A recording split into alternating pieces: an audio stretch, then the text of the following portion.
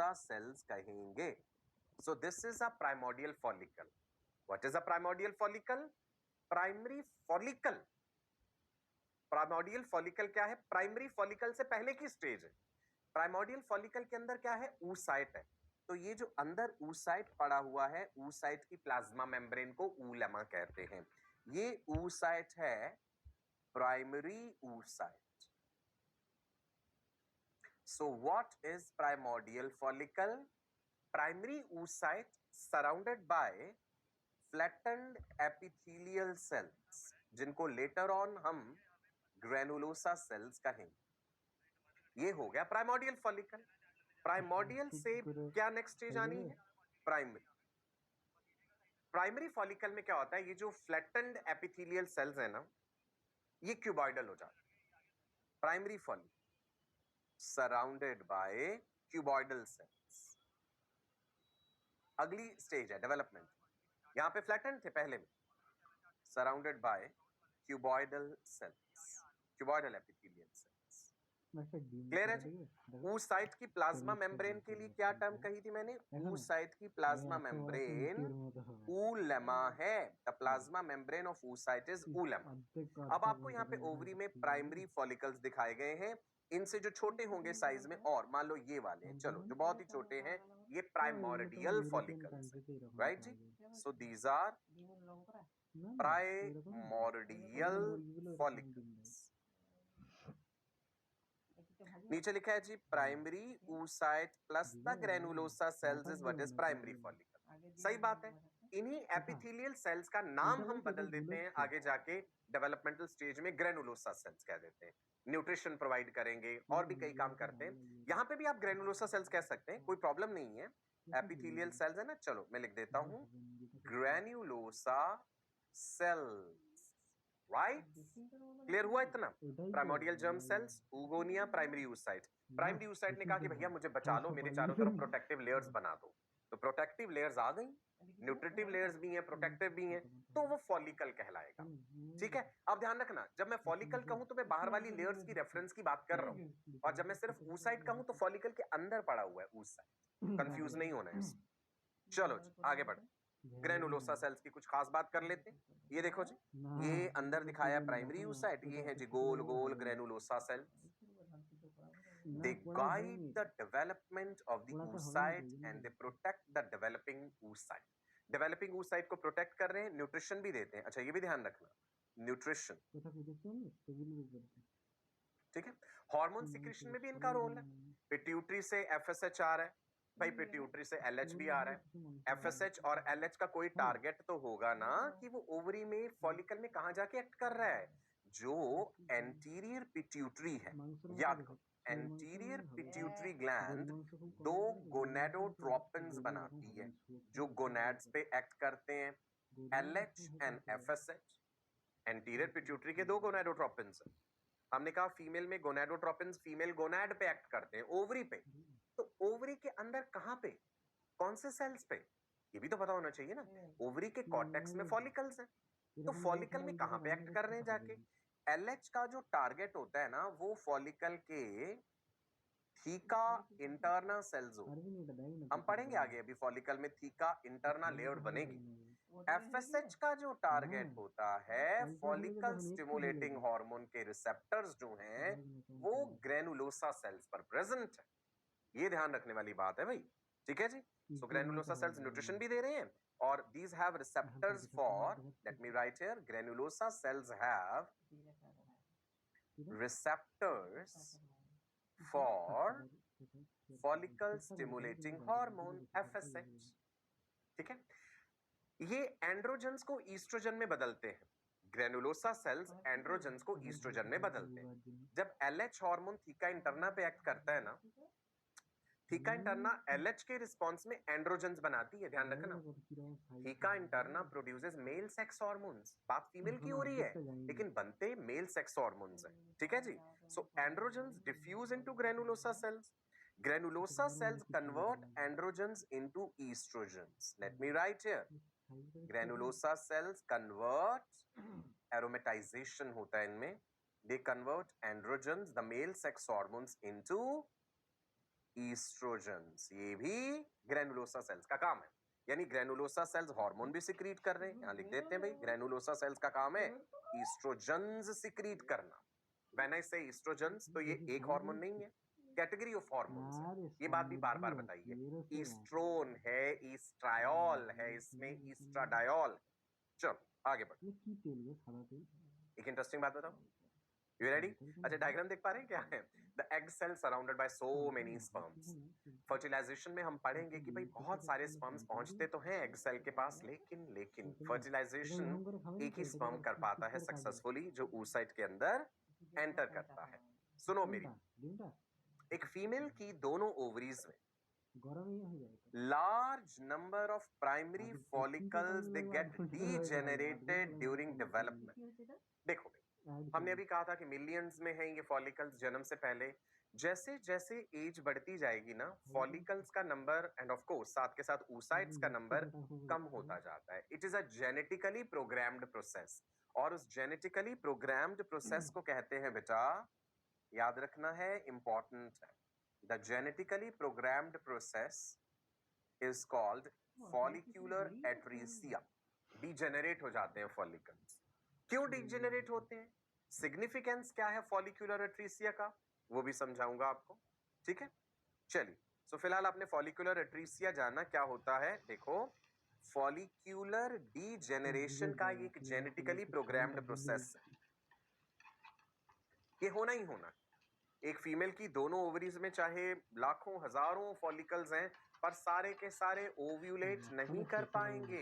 एक फीमेल अपने reproductive life span में, जो कि मिनार्क से लेके मेनोपॉज तक है, कि जब रिप्रोडक्टिव साइकिल शुरू हुआ है 10 से 12 साल की उम्र में, तब से लेके मेनोपॉज तक 45 से 50 साल की उम्र तक, जितना उसका रिप्रोडक्टिव लाइफ स्पैन बनता है, इतने रिप्रोडक्टिव लाइफ स्पैन में वो 400 से 450, 400 टू 450 ओवा ही अपनी ओवरीज से रिलीज कर सकती है, दोनों ओवरीज का मिलाकर के। ये जेनेटिकली डिटरमिन्ड है, ये फिक्स्ड है, इससे ज्यादा नहीं। बाकी जितने भी इससे एक्स्ट्रा है ना, वो सब मर जाएंगे, वो सब डीजेनरेट हो जाएंगे, सब खत्म हो जाएंगे। एक मंथली साइकिल में एक ही ओवा सक्सेसफुली रिलीज होता है। कभी कभार ऐसा हो जाता है कि भाई 2 रिलीज हो गई या 3 हो गए, rare of the rare cases में, लेकिन in 1 monthly cycle, 1 menstrual cycle, 1 ova is release from 1 ovary. दोनों ओवरीज ऑल्टरनेट करती हैं इस प्रोसेस में। अगर एक साइकिल में राइट ओवरी ने ओवा बनाया, तो अगले साइकिल में लेफ्ट बनाएगी, फिर राइट बनाएगी, पर कोई हार्ड एंड फास्ट रूल नहीं होता। कई बार same ovary continues producing ova for many months and then the other ovary takes over the function। चलो, मैं फॉलिक्यूलर एट्रीसिया बता रहा हूँ। डीजेनरेशन का एक जेनेटिकली प्रोग्राम्ड प्रोसेस है। बिफोर बर्थ यानी जन्म से पहले lakhs of follicles are present in both ovaries, but at puberty, जन्म से पहले तो बहुत सारे हैं, बच्चे का जन्म हुआ, फॉलिकल्स मरते रहे, एज बढ़ती रही, 1 साल का हुआ फीमेल बेबी और फॉलिकल्स कम हो गए, 2 साल की उम्र तक और कम हो गए, ये सब होता रहेगा। एट्रीसिया कॉन्टिन्यूसली होता रहेगा। प्यूबर्टी में 60,000 से 80,000 फॉलिकल्स ही बचते हैं ईच ओवरी में। ये एनसीईआरटी का डायग्राम है, इंपॉर्टेंट है, इसकी सारी लेबलिंग इंपॉर्टेंट है। एक ही डायग्राम में आपको ओवरी के बहुत सारी स्टेजेस दिखाई गई हैं। मैं आपको बता दूं, ये सारी चीजें याद कर लीजिएगा। यहाँ पे ब्लड वेसल्स दिखाई गई हैं ओवरी में, प्राइमरी फॉलिकल दिखाया गया है, सेकेंडरी फॉलिकल की स्टेज नहीं दिखाई गई। उसके बाद टर्शियरी फॉलिकल है, जिसमें एंट्रम है। एंट्रम का मतलब होता है कैविटी बननी शुरू हो गई है, फॉलिक्यूलर कैविटी, जिसमें फॉलिक्यूलर फ्लूइड भरेगा। उसके बाद ये है जी Graafian follicle, the final mature follicle. कई बार लेबलिंग करके भी क्वेश्चन आपको दे सकते हैं कि ABCD XYZ लिख दो, कि भाई आपको पता हो कि ये फॉलिकल की कौन सी स्टेज है। ये ग्राफियन फॉलिकल का रप्चर होना दिखाया गया है, और इस प्रोसेस को कहते हैं ओव्यूलेशन। नाउ ये ध्यान दीजिएगा, ओवरी से जो रिलीज हुआ है ना, इसको ओवम लिख तो दिया है, बट टेक्निकली ये ओवम नहीं है, अभी इसने अपनी मियोसिस कंप्लीट नहीं करी है, ये अभी सेकेंडरी oocyte है। ओवरी से जो रिलीज होता है ओवुलेशन के टाइम पे, that structure is, let me right here, that structure is secondary oocyte which is release from ovary. इसकी मियोसिस अरेस्टेड है, meiosis arrested at metaphase 2 stage। Meiosis of the secondary oocyte is arrested किस पे? Metaphase 2 पे। अभी हमने पढ़ना है, अभी हम प्राइमरी oocyte तक पढ़ चुके हैं। प्राइमरी oocyte की मियोसिस हमने कहा था कि भाई डिप्लोटीन स्टेज पे अरेस्टेड है। आगे हम देखेंगे कि ये मियोसिस कब रिज्यूम होती है। ओवुलेशन से पहले प्यूबर्टी के टाइम पे जब ओवुलेशन होना है ना, उससे कुछ समय पहले ही ये मियोसिस रिज्यूम करता है oocyte अपनी, लेकिन फिर से अरेस्ट हो जाता है मेटाफेज 2 में। तो तभी प्राइमरी से वो सेकेंडरी बना। तो ओवरी से रिलीज होने वाला वो स्ट्रक्चर सेकेंडरी oocyte है, वो ओवम नहीं है। ओवम वो तब बनेगा जब ये सेकेंडरी oocyte फेलोपियन ट्यूब में पहुंचेगा और स्पर्म उसे पेनिट्रेट करेगा, फर्टिलाइजेशन होगा। और अगर फर्टिलाइजेशन नहीं हुआ तो वो कभी ओवम बना ही नहीं। वो सेकेंडरी oocyte ऐसे ही खत्म हो जाता है फेलोपियन ट्यूब में। 24 घंटे उसका सर्वाइवल टाइम होता है, 24 घंटे के बाद वो मर जाता है। फेगोसाइट्स उसे खा जाते हैं without leaving any scar of its existence. उसके अस्तित्व का कुछ भी नहीं बचता वहां पे, फेलोपियन ट्यूब में ही खत्म हो जाता है। ठीक है जी, चलिए आगे बढ़े। प्राइमरी फॉलिकल समझ आ गया, प्राइमोडियल फॉलिकल भी समझ आ गया। पहली स्टेज प्राइमोडियल फॉलिकल, दूसरी स्टेज प्राइमरी, तीसरी सेकेंडरी फॉलिकल। सेकेंडरी फॉलिकल से आगे बनेगा टर्शियरी फॉलिकल, फिर उससे बनेगा ग्राफियल फॉलिकल। चलो जी, सेकेंडरी फॉलिकल के बारे में अब हम इंपॉर्टेंट बातें जानते हैं। फॉलिकल की डेवलपमेंट की अगली स्टेज है। प्राइमोडियल ही प्राइमरी में बदला है, प्राइमरी ही सेकेंडरी में बदला है।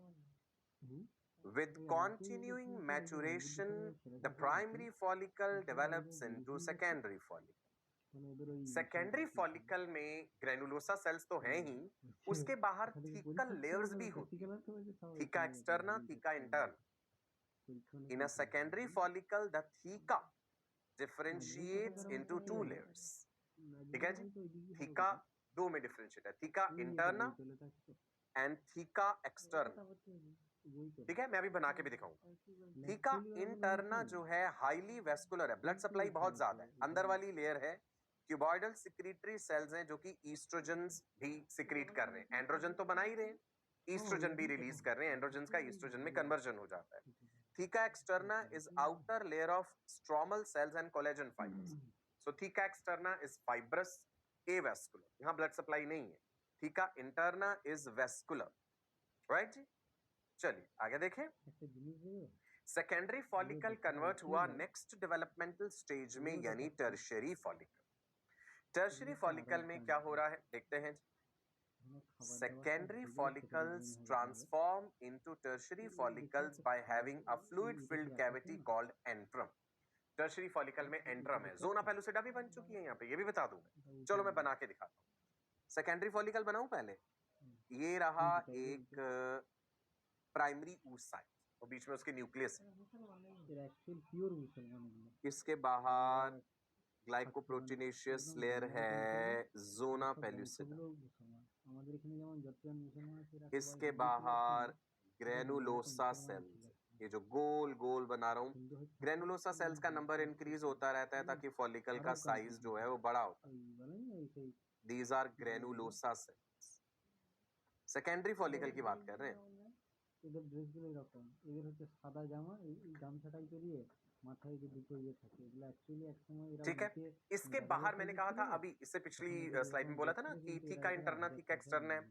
तो पहले बना रहा हूं ये थीका इंटरना, राइट।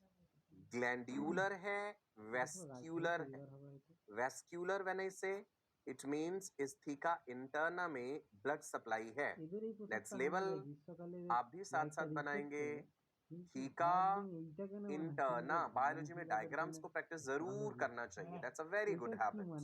और ये क्या है जी, ग्रेनुलोसा सेल्स, जिनके फंक्शंस बताए मैंने आपको, नंबर बढ़ता जा रहा है इनका। और उसके अंदर नीचे जोना पेलुसिडा, उससे नीचे oocyte पड़ा हुआ है, primary oocyte, arrested stage of meiosis में, है ना। थीका इंटरना हो गई। इसके बाहर फाइब्रस लेयर है, अभी अभी देखा था ना, कोलेजन फाइबर्स हैं।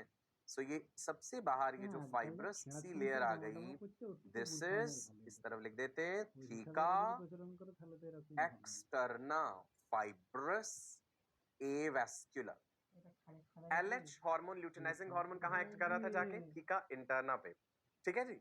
सो ये सेकेंडरी फॉलिकल की नेक्स्ट स्टेज क्या आ गई, टर्शियरी फॉलिकल, जो भी जिक्र हो रहा है। टर्शियरी फॉलिकल में ये सारी लेयर्स की फॉर्मेशन कंप्लीट हो गई, ग्रेनुलोसा सेल्स का और ज्यादा नंबर बढ़ गया, फॉलिकल का साइज और ज्यादा बड़ा हो गया, और बीच में कुछ कुछ ग्रेनुलोसा सेल्स इधर उधर खिसक गए और कैविटी बन गई, जिसे हमने कहा है एंट्रम। ये ग्रेनुलोसा सेल्स रीअरेंज कर लेते हैं अपने आप को, एंट्रम। एंट्रम कैविटी में फ्लूइड होता है, एंट्रल फ्लूइड कहते हैं या फॉलिकुलर फ्लूइड, जो फ्लूइड ग्रेनुलोसा सेल्स ने ही रिलीज करा है। Tertiary follicle, the presence of antrum signifies the formation of the tertiary follicle. Antrum is what? Antrum is the cavity, एक बड़ी प्रोमिनेंट सी कैविटी बन जाती है।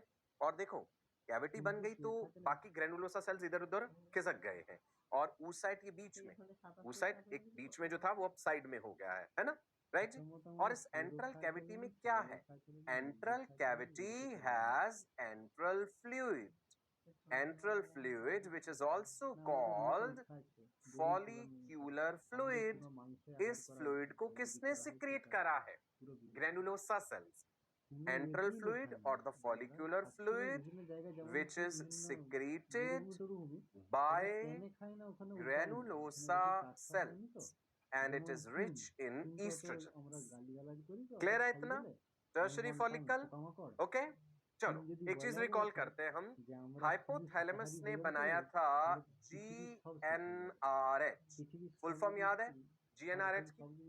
Gonadotropin releasing hormone. ये gonadotropin releasing hormone anterior pituitary तक पहुंचा और इसने एंटीरियर पिट्यूटरी से कहा कि भाई तुम अपने गोनेडोट्रोपिन्स बनाओ, LH और FSH। यहाँ FSH का जिक्र दिखाया गया है, ये रहा FSH, follicle stimulating hormone. Blood circulation के थ्रू ये फॉलिकल स्टिमुलेटिंग हार्मोन ओवरीज तक पहुंच रहा है। किस पे एक्ट कर रहा है जाके? Granulosa cells, right? So GnRH किस पे एक्ट कर रहा था? एंटीरियर पिट्यूटरी पर। और इसके रिस्पॉन्स में एंटीरियर पिट्यूटरी ने क्या बनाया था? गोनेडोट्रोपिन्स। कौन कौन से gonadotropins? FSH, follicle stimulating hormone, and LH, luteinizing hormone, जो जाके गोनाड्स पे एक्ट करते। नाउ प्यूबर्टी के time, when a female attains the age of puberty, sexual maturity, 10 से 12 साल की age, endocrine glands are developed enough, hypothalamus is producing more GnRH which is acting on anterior pituitary, and anterior pituitary is producing LH and FSH in large amounts which are acting on ovaries, और ये सारी प्रक्रिया एकदम से शुरू हो जाती है। ठीक है, क्या होता है जी? During puberty the arrested primary oocytes they starts growing and complete their first meiotic division. Now अब क्या होना है कि भाई LH FSH सफिशिएंटली डेवलप्ड, तो FSH हार्मोन जो है फॉलिकल स्टिमुलेटिंग हार्मोन ओवरीज पे जाके एक्ट करा। आप कहेंगे दो ओवरीज है, राइट एंड लेफ्ट, बिल्कुल। जिस ओवरी के पास ज्यादा रिसेप्टर्स हैं एक पर्टिकुलर मंथली साइकिल में, उधर उस हार्मोन का एक्शन ज्यादा हो। तो ओवरी पे एक्ट करा तो ओवरी में फॉलिक्यूलोजेनेसिस एक तरह से रिज्यूम हुआ। फॉलिकल के अंदर जो oocyte अरेस्टेड स्टेज में पड़े हुए थे, अब एक तरह से वो जाग जाएंगे, है ना? कि हमारी मियोसिस इतने लंबे समय से अरेस्टेड पड़ी थी, अब वक्त आ गया है हमें उस मियोसिस को आगे बढ़ाना है। ठीक है जी? तो मियोसिस को आगे कहां से बढ़ाना है? कहां पे अरेस्टेड थी? Diplotene stage of meiotic prophase 1 पे अरेस्टेड। ठीक है? सो एक साथ ना बहुत सारे फॉलिकल्स ग्रो करना शुरू करते हैं। हम मेंस्ट्रुअल साइकिल में पढ़ेंगे कि जब साइकिल का डे 1 होता है, on first day of the menstrual bleeding, जब यूट्रस में ब्लीडिंग फेस है, उसी समय ओवरी में फॉलिक्यूलर फेस होता है।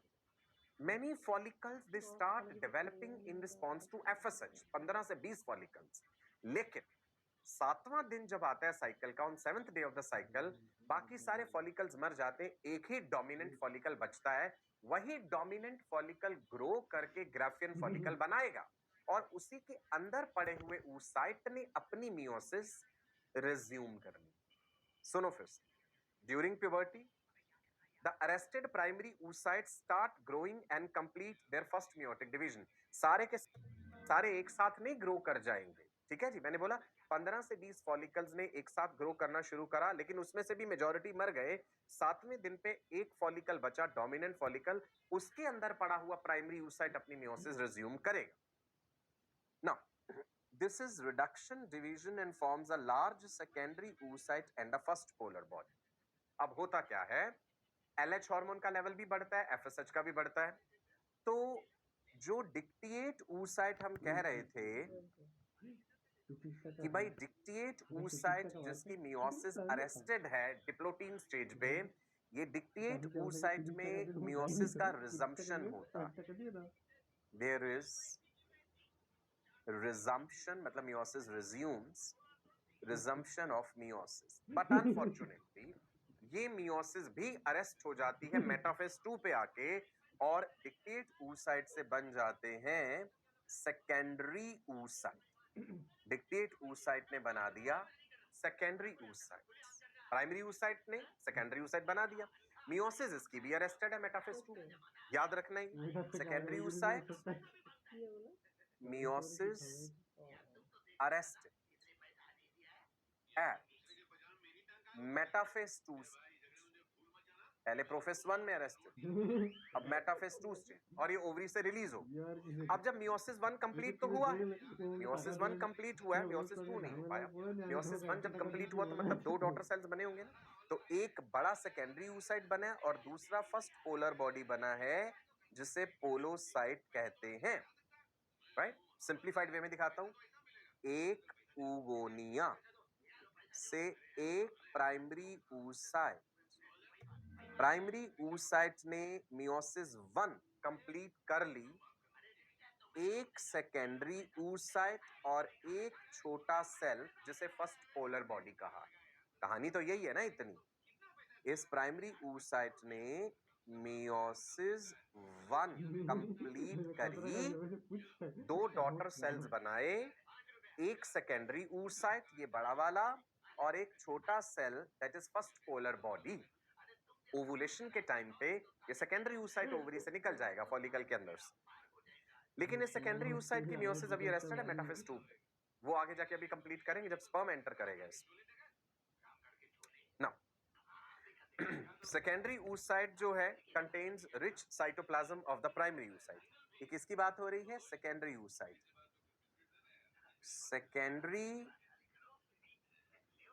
oocyte में ज्यादा साइटोप्लाज्म है, उसने प्राइमरी oocyte का साइटोप्लाज्म हथिया लिया, हैप्लॉइड होगा ऑफ कोर्स। ठीक है जी। अब आप देखिए इस डायग्राम में ये सेकेंडरी oocyte और उसके साथ एक छोटा सा और सेल है that is first polar body. Polar bodies बहुत ही छोटे सेल्स हैं। अभी एक पोलर बॉडी बना है ना ये, इसके बाद आगे जाके देखेंगे अभी सेकंड पोलर बॉडी भी बनेगा। The fate of the first polar body is unknown. ज्यादातर तो ये कि फेगोसाइट्स इसे खा जाते हैं, ये खत्म हो जाता है। Right, they are known to have no function, कोई फंक्शन नहीं है, फेगोसाइट्स खा जाएंगे। वेरी रेयरली ऐसा होता है the first polar body may divide to form 2 daughter cell, होता नहीं, जनरली नहीं, वेरी रेयरली।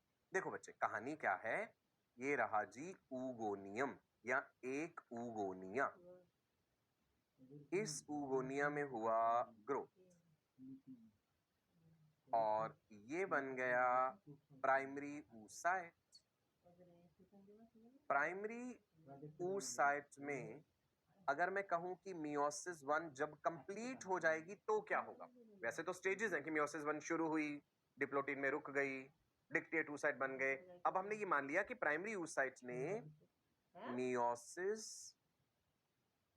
1 जब कंप्लीट हो जाएगी, प्यूबर्टी के टाइम पे मियोसिस 1 कंप्लीटेड, तो एक बना हैप्लॉइड वाला सेकेंडरी oocyte और एक छोटा daughter cell which is called first polar body.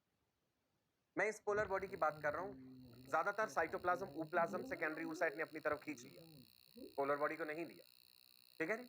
So polar body degenerate हो जाते हैं, फेगोसाइट्स उन्हें खा जाते हैं। Very rarely it happens that this polar body can also divide to form 2 daughter cells, क्योंकि मियोसिस का अल्टीमेट नतीजा क्या होता है? एक सेल से 4 डॉटर सेल्स बनने। ठीक है जी। तो होगा क्या, ये सेकेंडरी oocyte जो है ये भी आगे जाकर के एक फंक्शनल ओवम बनाएगा और एक पोलर बॉडी और बनाएगा, that is second polar body, जब मियोसिस 2 कंप्लीट होगा स्पर्म की एंट्री पे। सो सिमिलरली मैं कह रहा हूं कि very rarely it is seen that this polar body also divides, इसीलिए हम कह देते हैं पोलर बॉडी मे और मे नॉट डिवाइड। तो टोटल कितने पोलर बॉडीज बन गए? 3 पोलर बॉडीज, एक बड़ा वाला cell that is ovum and 2 to 3 polar bodies. अगर फर्स्ट पोलर बॉडी डिवाइड करी तो टोटल 3 हो जाएंगी। ठीक है, ओवरऑल यही है कि मियोसिस का रिजल्ट होता है 4 डॉटर सेल्स। यहाँ पे कंडीशन क्या हो रही है कि अलग अलग लेवल्स पे मियोसिस बीच बीच में रुक रही है, जिसके कारण ये चीज थोड़ी कॉम्प्लिकेटेड लग रही हो। राइट जी, चलो आगे बढ़े।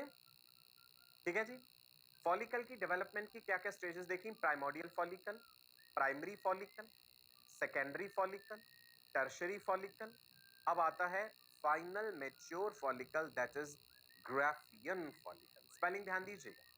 ग्राफियन फॉलिकल किससे बना है? टर्शरी फॉलिकल से ही। Tertiary follicles grow and become the final mature follicle called Graafian follicle. Generally एक टाइम पे एक ही ग्राफियन फॉलिकल ओवरी में देखने को मिलता है। सेकेंडरी दो हो सकते हैं, टर्शरी भी जनरली एक होता है। मान लो कभी दो टर्शरी फॉलिकल भी दिख गए तो उनमें से ग्राफियन वाली स्टेज तक मोस्टली एक ही पहुंच पाएगा। Graafian follicle is the final mature follicle which undergoes ovulation. Graafian follicle में ओवुलेशन होता है और ओवुलेशन के समय ग्राफियन फॉलिकल फटता है, इसके अंदर पड़ा हुआ सेकेंडरी oocyte रिलीज हो जाता है। ग्राफियन फॉलिकल का डायमीटर लगभग 2.5 सेंटीमीटर है, 2.5 सेंटीमीटर के करीब है। लार्ज फ्लूइड फिल कैविटी है। अब आप देखिए ग्राफियन फॉलिकल पूरे एनलार्ज्ड व्यू में मैंने आपको दिखाया, गौर से समझिएगा। फॉलिकल है, इसके अंदर oocyte पड़ा हुआ है। चलो जी देखते हैं अलग अलग इसकी लेयर्स क्या है। ये तो रहे जी ग्रेनुलोसा सेल्स, गोल गोल गोल। ये पड़ा है इसके अंदर प्राइमरी oocyte, जिसकी मियोसिस अरेस्टेड है कौन सी स्टेज पे? मियोसिस कौन सी स्टेज पे अरेस्टेड है प्राइमरी oocyte की? डिप्लोटीन स्टेज पे। ना होगा क्या, ओवुलेशन से पहले ये प्राइमरी oocyte सेकेंडरी में परिवर्तित होगा एलएच हार्मोन के रिस्पॉन्स। एलएच ल्यूटिनाइजिंग हार्मोन जो है ओवुलेशन कॉजिंग हार्मोन है। ये क्वेश्चन कई बार आता भी है। Which hormone ruptures the wall of Graafian follicle and causes ovulation? It is LH. जैसे ही LH सर्ज होता है, देखिए अगर साइकिल 28 डेज का है ना, जरूरी नहीं हर बार 28 डेज का हो। अगर साइकिल 28 डेज का है तो ovulation occurs in the mid of the cycle, मान लीजिए डे 14 पे। तो ओवुलेशन से एक दो दिन पहले there is sharp increase in the level of LH। Luteinising hormone का लेवल बढ़ता है, that is called LH surge, and that ruptures the wall of Graafian follicle, और वो ग्राफियन फॉलिकल की वॉल को तोड़ देता है LH सर्ज। और उसी समय ग्राफियन फॉलिकल के अंदर पड़ा हुआ ये डिक्टेट oocyte LH के रिस्पॉन्स में अपनी मियोसिस को रिज्यूम करता है, और वो मियोसिस फिर से अरेस्ट हो जाती है मेटाफेज 2 स्टेज पे। तभी हम कहते हैं कि ये प्राइमरी oocyte जो है किस में बदल जाता है? Secondary oocyte।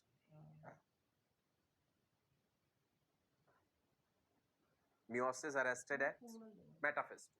बाकी लेयर्स देखते हैं फॉलिकल की। पहले तो ये एंट्रम भी देख लीजिए, अ फ्लूइड फिल्ड कैविटी जिसमें फॉलिकुलर फ्लूइड है। ग्रेनुलोसा सेल्स की जो लेयर oocyte को सराउंड कर रही है, that's called corona radiata. Granulosa cells ने अलग अलग पोजीशंस ले ली। कुछ ग्रेनुलोसा सेल बिल्कुल oocyte के चारों तरफ है, जोना पेलुसिडा के बाहर। सबसे अंदर तो oocyte है ही है, oocyte की अपनी प्लाज्मा मेम्ब्रेन होगी, that is called as oolemma। oolemma के बाहर है जोना पेलुसिडा। उसके बाहर ग्रेनुलोसा सेल्स की जो लेयर है दैट इज कोरोना रेडिएटा। जो ग्रेनुलोसा सेल्स ये बिल्कुल पेरीफेरी पे चले गए हैं, ये वाले, this is what is called as membrana granulosa. ये वाले, इनको हम कह देते हैं मेम्ब्राना ग्रेन्युलोसा। ठीक है जी। ये थीका एक्सटर्ना और ये theca interna. Theca interna is glandular, it is vascular. Theca externa is fibrous, it is avascular. So ये जो complete structure आपको ओवरी में दिख रहा है ना, ये this is what is Graafian follicle. Naked eye से आप देख सकते हैं एक bulging structure है ओवरी में, right? क्लियर है जी? 2.5 सेंटीमीटर के करीब मैंने डायमीटर बताया। एक और डायग्राम देखिए ग्राफियन फॉलिकल का। ग्राफियन फॉलिकल के अंदर अब मैंने यहाँ पे दिखा दिया सेकेंडरी oocyte। सेकेंडरी oocyte किससे बना है? सेकेंडरी oocyte ग्राफियन फॉलिकल के अंदर वो जो डिक्टेट oocyte था उसकी मियोसिस रिज्यूम हो जाने से सेकेंडरी oocyte बन गया, और साथ में एक छोटा सा पोलर बॉडी भी होगा जो यहाँ नहीं दिखाया गया। ये रही जी कैविटी, दैट इज एंट्रम। सबसे बाहर वाली लेयर अगर मैं लेबल करूं, दैट विल बी, बोलिए कौन सी लेयर होगी सबसे बाहर?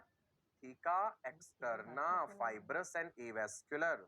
उसके नीचे थीका इंटरना।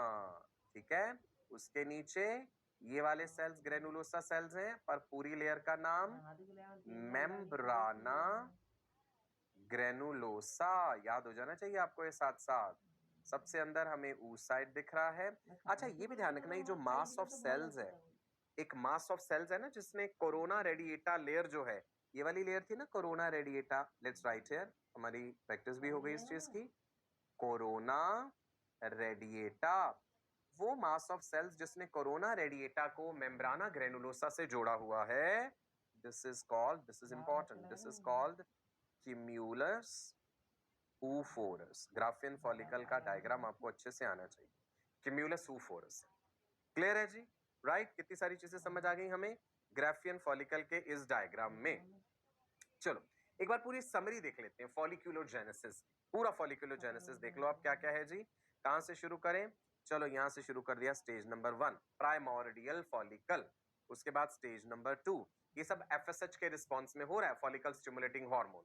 प्राइमोर्डियल फॉलिकल से प्राइमरी फॉलिकल, उसके बाद सेकेंडरी फॉलिकल, उसके बाद बन जाएंगे जी टर्शियरी फॉलिकल, राइट। अब आप लेयर्स देख लीजिए, प्राइमरी oocyte है अंदर पड़ा हुआ, ढेर सारी लेयर्स हैं बाहर, जिनमें से एक जोना पेलुसिड है। You can see the blood vessels also. Number 5 पे आपको ये जो इतना बड़ा फॉलिकल ये दिख रहा है, ये कौन है? दिस इज ग्राफियन फॉलिकल, है ना ब्यूटीफुल डायग्राम। ओवरी में आपको सारी स्टेजेस दिखाई गई। अब बात ये मत समझना कि घूम घूम के ओवरी में अलग अलग जगहों पे जा रहा है, नहीं, वो तो आपको एक ही स्लाइड में सारी चीजें दिखाने के लिए करा गया। अदरवाइज तो जिस जगह पे पड़ा है वहीं पे पड़ा ही तो अलग अलग डेवलपमेंटल स्टेजेस में जाएगा ना। एग्रीड? नो, ग्राफिन फॉलिकल की ये रही कैविटी एंट्रम, ये है उसके अंदर सेकेंडरी oocyte, ये हो गया ओवुलेशन। पॉइंट नंबर 6 पे हमने क्या दिखाया है? ग्राफियन फॉलिकल की वॉल टूट गई और उसके अंदर पड़ा हुआ सेकेंडरी oocyte और उसके चारों तरफ zona pellucida, corona radiata, cumulus oophorus, ये सारी चीजें निकल जाती हैं। तो ग्राफिन फॉलिकल जो है, ग्राफिन फॉलिकल जो है, जब ये फटता है, इसके अंदर पड़ा हुआ सेकेंडरी oocyte जब निकलता है ओवुलेशन के समय, तो अपने चारों तरफ कुछ प्रोटेक्टिव लेयर्स को भी साथ ले जाता है, जिसमें से जोना पेलुसिडा, कोरोना रेडिएटा और क्यूम्यूलस oophorus है। फेलोपियन ट्यूब्स का काम होगा इसे पकड़ना या ना पकड़ना, जो आगे हम डिस्कस करेंगे। ठीक है जी। ग्राफिन फॉलिकल के फट जाने के बाद एक टेम्परेरी ग्लैंड बन जाती है ओवरी में। You remember that? Temporary endocrine gland which is formed in the ovary after ovulation, slightly yellowish in color. That temporary endocrine gland is called corpus luteum. Corpus luteum क्या है? Graafian follicle के बचे खुचे sales से बना एक temporary endocrine gland है, जो कि small amount of oestrogen and large amount of progesterone बनाता। क्लियर है जी? कॉर्पस ल्यूटियम को येलो बॉडी भी कहते हैं, आगे भी डिस्कस करेंगे। कॉर्पस ल्यूटियम को येलोइश कलर का हमने दिखाया है, ग्राफिन फॉलिकल के बचे खुचे सेल्स से बना है, स्मॉल अमाउंट में ईस्ट्रोजन एंड लार्ज अमाउंट में प्रोजेस्टेरॉन बनाता है, रिलैक्सिन एंड इनहिबिन भी बनाता है। ये we will discuss that. Clear है जी? एक चीज और नोट कर लेते हैं, जो मेम्ब्रेन डेवलप हुई थी सेकेंडरी oocyte के चारों तरफ जो प्रेजेंट है, that is zona pellucida, glycoproteinaceous layer है। Zona pellucida is a glycoproteinaceous layer.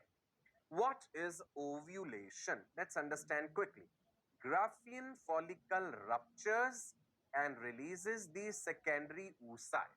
Ovum नहीं है, ध्यान दीजिए।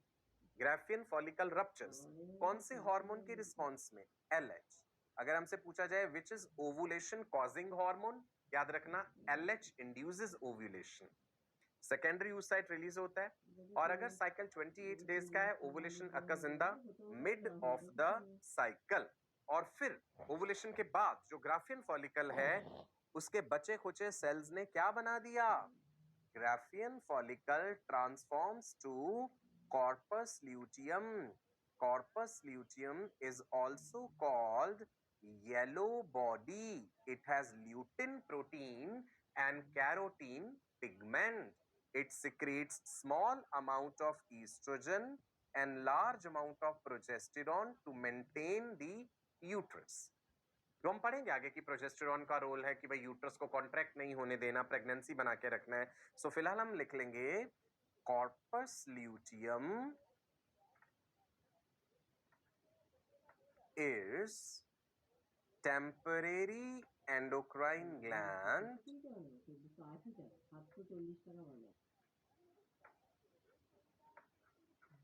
which secretes hormones कौन कौन से hormones? Small amount of oestrogen, large amount of progesterone. कई बार ये पूछ लेते हैं the most important hormone produced by corpus luteum which maintains pregnancy is progesterone. It also secretes small amount of estrogen. It also secretes relaxin and inhibin. Proteinaceous hormones, steroidal hormones दोनों बना रहा. Corona radiata layer भी बता दूं आपको मैं. Layer of cells that provide vital proteins develop around the oocyte, that is corona radiata. ये granulosa cells ही हैं. ग्रेनुलोसा सेल्स ने ही अपने आप को रीअरेंज कर लिया है. कहां पे? उस oocyte के चारों तरफ. तो अलग अलग लेयर्स को हमने आपको समझा दिया. यहाँ पे मियोसिस 2 कब कंप्लीट होगा? अब आप देखो, सेकेंडरी oocyte रिलीज हो गया था ओवरी से, फेलोपियन ट्यूब में चला गया. अगर सेकेंडरी oocyte को स्पर्म मिला वहां फेलोपियन ट्यूब में, अभी जरूरी तो नहीं है कि स्पर्म प्रेजेंट है ना. अगर कॉप्यूलेशन हुआ है, सेमिनल फ्लूइड डिपॉजिट हुआ था वेजाइना में, तो चांसेस हैं कि वेजाइना यूट्रस को क्रॉस करके स्पर्म्स फेलोपियन ट्यूब तक पहुंचे होंगे. तो सेकेंडरी oocyte को अगर स्पर्म मिला, अब सेकेंडरी oocyte के चारों तरफ यहाँ पे और लेयर्स भी हैं. यहाँ पे मैंने बोला था ना, जब वो रिलीज हुआ है तो उसके चारों तरफ जोना पेलुसिडा है, उसके चारों तरफ कोरोना रेडिएटा है, क्यूमुलस oophorus के सेल्स हैं. ये सारी प्रोटेक्टिव लेयर्स हैं. तो स्पर्म को सारी लेयर्स को चीरते हुए आगे जाना होगा. अगर सक्सेसफुल फर्टिलाइजेशन हुआ, स्पर्म अंदर एंटर कर गया, तो एंट्री ऑफ स्पर्म जो है वो स्टिमुलस होगा उस सेकेंडरी oocyte के लिए कि तुम अपनी मियोसिस कंप्लीट करो और ओवम बनो और फिर जाइगोट बन जाओ. ओवम से जाइगोट बनने तक में कितना समय लगेगा वो भी हम आगे डिस्कस करेंगे. फर्टिलाइजेशन, तो एक चीज ध्यान रखिएगा, sperm entry stimulates secondary oocyte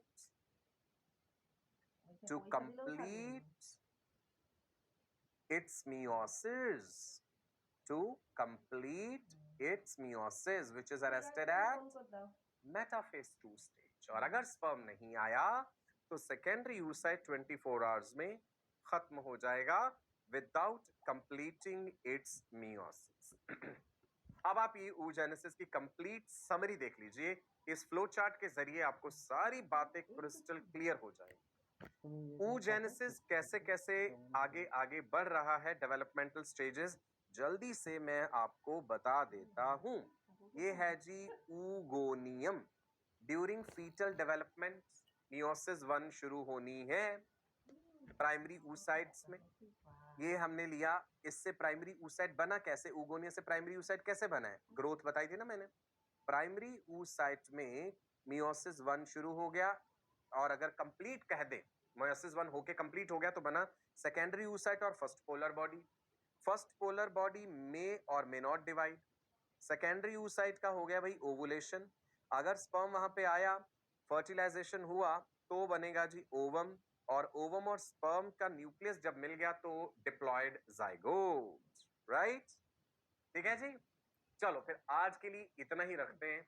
बहुत ज्यादा लोड नहीं डालते हैं हम आप पे, है ना. टेक्निकल थी बहुत सारी चीजें, बट आपको समझ आई, काफी हद तक समझ आई हैं. जो आपने नोट्स बनाए हैं आप उन्हें रिवाइज करेंगे, चीजें और क्लियर हो जाएंगी. रिलेट करके समझना है oocyte और फॉलिकल की डेवलपमेंट की स्टेजेस को. जन्म से पहले शुरू हो जाती है प्रक्रिया. ये कंप्लीट तब होती है अगर वो सेकेंडरी oocyte फर्टिलाइज हो. हम ये सादी भाषा में कह सकते हैं कि एक फीमेल की ओवरी में जो मियोसिस उसके जन्म से पहले शुरू हुआ है, वो मियोसिस सक्सेसफुली तभी कंप्लीट होगा अगर उस फीमेल की ओवरी से रिलीज्ड सेकेंडरी oocyte स्पर्म से फर्टिलाइज हुआ. अदरवाइज नहीं, सेकेंडरी oocyte खत्म हो जाएगा 24 घंटे बाद विदाउट कंप्लीटिंग इट्स मियोसिस. ठीक है जी. तो स्पर्मेटोजेनेसिस एंड oogenesis का कंपैरिजन जो है फिर वो हम नेक्स्ट सेशन में देखेंगे. तब तक आप इसे रिवाइज जरूर कीजिएगा. पढ़ते रहिए, खुश रहिए. नमस्कार, bye bye. God bless you all. Wish you all a very bright and prosperous future.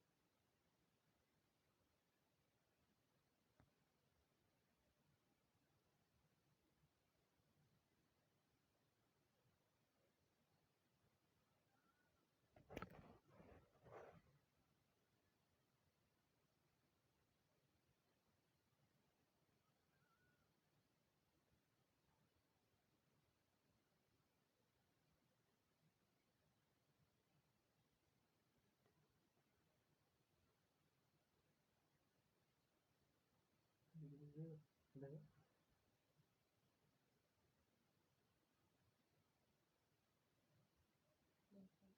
দেখো না হাত নিজে নিজেই লুকিয়ে যাচ্ছে দেখছো মিশে যাচ্ছে ঠাকুরটা নিচে ঠাকুর মাটি মাটি দেখো না কাছ থেকে গেলেই কিছু গেলি আমাকে ধরবে ক্যাক করে